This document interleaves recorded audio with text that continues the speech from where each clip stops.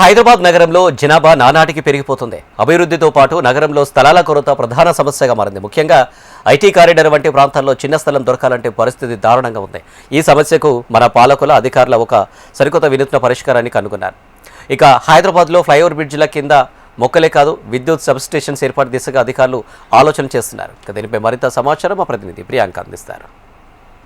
నగరంలోని ఫ్లైఓవర్ల కింద ఇప్పటి వరకు రకరకాల పూల మొక్కలు, పార్కింగ్లు, అదేవిధంగా ఆట స్థలాలు మాత్రమే చూసాం. కానీ ఇప్పుడు కొత్తగా విద్యుత్ సబ్స్టేషన్లు కూడా రానున్నాయి. దీనికోసం అధికారులు ఇప్పటికే ప్రణాళికలు సిద్ధం చేస్తున్నారు. సిటీలోని వేరువేరు పైవంతల కింద దాదాపుగా 10 వరకు సబ్స్టేషన్ల నిర్మాణం చేపట్టాలని దక్షిణ తెలంగాణ విద్యుత్ పంపిణీ సంస్థ నిర్ణయించింది.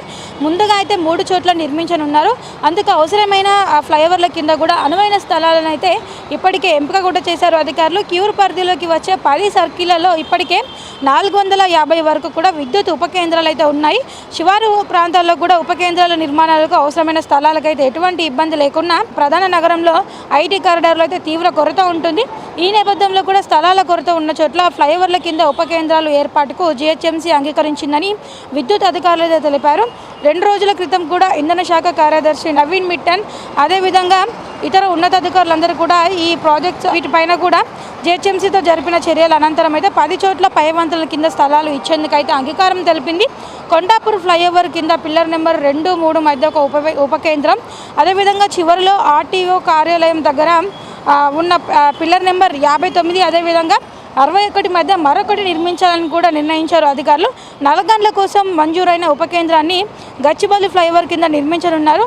మరో 7 కూడా ఆపరేషన్ సర్కిల్స్లో అధికారులతో కలిసి ఎంపిక చేసే పనిలో కూడా ఇంజనీర్లు అయితే ఉన్నారు. ఇండోర్ సబ్స్టేషన్ల మాదిరి వీటిని అయితే నిర్మిస్తారు.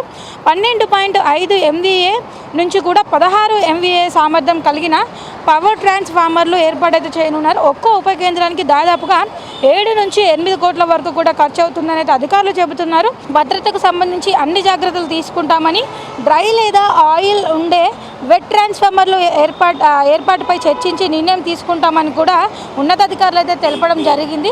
మొత్తానికి చూసుకున్నట్లయితే కూడా సరికొత్తగా ఈ సబ్స్టేషన్లపై కూడా అంతటా కూడా ఇప్పుడు ఒక రకమైన ఆసక్తి కూడా నెలకొందని కూడా చెప్పొచ్చు. అంటే ఇదివరకు కేవలం ఫ్లైఓవర్లు అంటే రకరకాల మొక్కలు, ఆట స్థలాలు మాత్రమే గుర్తొచ్చేది. ఈ సబ్స్టేషన్లు వచ్చినట్లయితే కూడా అంటే ఇవి ఎంతవరకు ఉపయోగపడుతుంది, అదేవిధంగా ఇవి ఎంతవరకు సాధ్యం అవుతుందని కూడా నగరవాసులు ఎంతో ఆసక్తిగా ఎదురు చూస్తున్నారు. ఇప్పుడు జర్నలిస్ట్ రవితో ప్రియాంక, HM టీవీ, హైదరాబాద్.